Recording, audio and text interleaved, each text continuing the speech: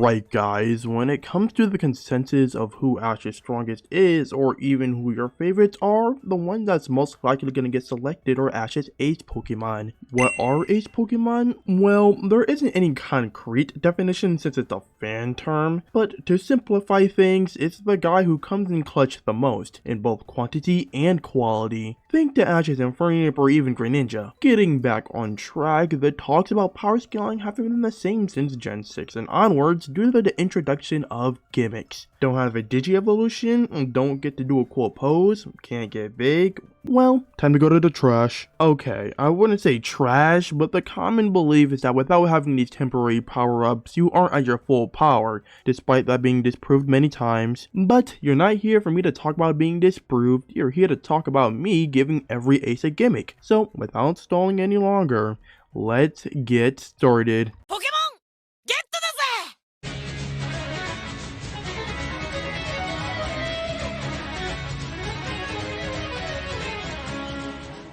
Before we actually begin, I should make note that everyone that does have a gimmick aren't going to be included. That's mainly the Alola and Journey aces, but you probably already knew that. So, starting off with the OG ace, we have Charizard. And surprisingly, we're giving him all 4. The reason for this is that I think Charizard could benefit and pull off all of them and with great ease. With Mega Evolution, Charizard could embrace his draconic moves with X and everything else with Y. Realistically, they would go with the Y route since they pretty much got the embodiment of Mega Charizard X as a character. Z moves are also sufficeable as they're compatible with everything, and Charizard's moveset is surprisingly wide enough to support this gimmick as well. Same with Gigantamax because of his wide moveset like said earlier. Plus, he's tanky. Terrestrialization was something I was a little iffy on. With the stuffy design, mainly the Pterodule, I thought it'd make for some stiff action. But after expanding my imagination, I thought it could work pretty well. In terms of typing, I thought Dragon was befitting because not only does Charizard always come back with a new Dragon move, it's also the first major Terra raid boss, so that could be cool. But yeah, that's pretty much it for Charizard. Next up is the Hoenn ace. Why skip Johto? Because the anime infused Kanto and Johto as one singular series, and despite Ash having Johto Pokemon, Charizard is still the ace, making all of Ash's Johto members aceless. And no, Heracross isn't an ace, stop calling him that. Anyways, next up is Sceptile, and obviously enough, there's one gimmick that suits him the most. That is Mega Evolution, and vows to be honest, I wasn't really sold on it at first. Its design definitely looks clunky compared to Ash's Sceptile's battle style. I'm not a design expert, but it does look like the tree is carrying the body instead of the other way around, which seems unfitting for Sceptile's frontal approach. However, with Sawyer's Mega Sceptile, I think I can cope around this issue. Even though it fights and moves and nothing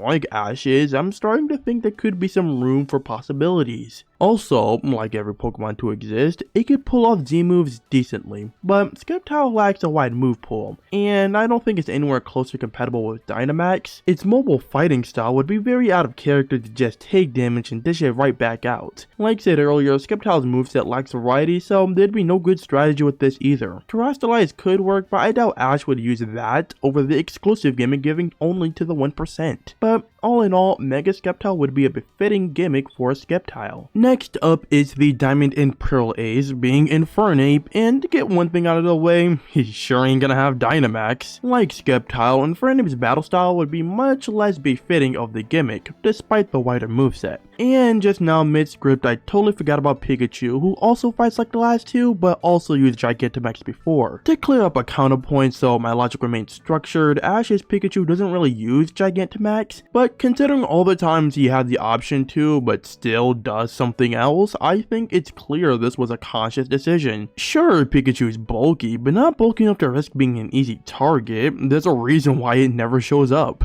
So let's get back on track to Infernape since we dilly-dallied way too long with Pikachu kinda. We just elaborated on Dynamax, so let's discuss the others. Oddly enough, this is the first ace that can't Mega Evolve, so that's easily out of the picture. All that's left is Z moves and Terrestrial Terrestrialization. And you want to know what I think? Z moves are the way to go. With Z moves, it can benefit Infernape's wider moveset while also supporting his battle style. Plus, it can add to the flavor of Blaze, for which the power-up is comparable to a gimmick by some. Or it can suffice as a replacement, seeing as it's not a guaranteed ability. Oh, and what about Terrestrialization? I thought it lost all charm the second I imagined him using Dig. But yeah, that's what we're rolling with. Z move Infernape. Moving on to Gen 5, we have Crocodile. Now, out of all the aces, his role's the most suspicious. He's somewhat like Heracross in that he lacks the necessary screen time and overall performance, but like that stupid bug, he proved that he actually is above his peers. This makes him some sort of de facto ace. I mean, all of them are except Pikachu, but you get the point. Anyways, I got two gimmicks for Crocodile, one being Z moves and the other being Dynamax. To get the others I didn't choose out of the way, Crocodile obviously can't Mega Evolve, and with Terrestrialization, something he can do, I thought it'd be inconvenient since Crocodile has an unfocused move pool. For the most part, Crocodile's situational move pool rather complements Z moves in my opinion. You can always choose your path on how you want to go all out, and that makes the battles more exciting for Crocodile. But honestly, Dynamax works just as well, if not even better. While I don't think the effects always exist in the anime, take Recharge's moves for example, Crocodile's wild move pool would be highly beneficial. Dragon move, lower their attack. Rock move, make a sandstorm. Flying move, raise your own speed. You get the point. Not to mention, Crocodile is bulky enough to take some easy to land hits, so it's perfect. Z moves and Dynamax it is. And lastly, none other than XY's A's Greninja. And you might think,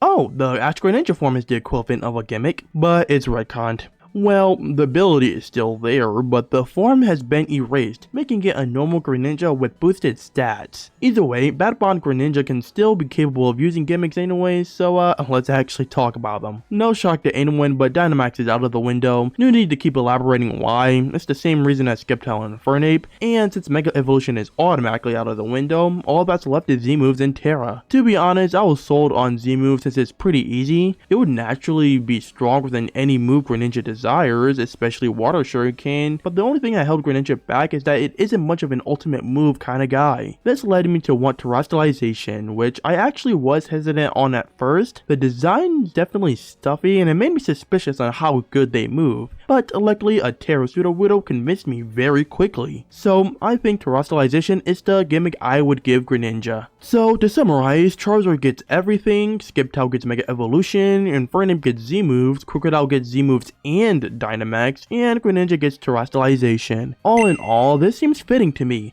I would definitely like to see Infernape do a Z move and Greninja go Terra, and even Crocodile getting some action in. Oh, and despite wanting to include the aces that already have gimmicks, I thought it was kind of pointless seeing as the way they are now is sorta perfect. Pikachu has them all, and Lycanroc is only suited for Z moves in my book. The only ones I can add would be Lucario, who could use some Z moves, but a transformation is much better. And actually, now that I think about it, Terra could be a perfect fit for Incineroar since there's not much restrictions. But there's no point in dragging you on in this topic any longer, so yeah, that's pretty much all I got for now. Yup.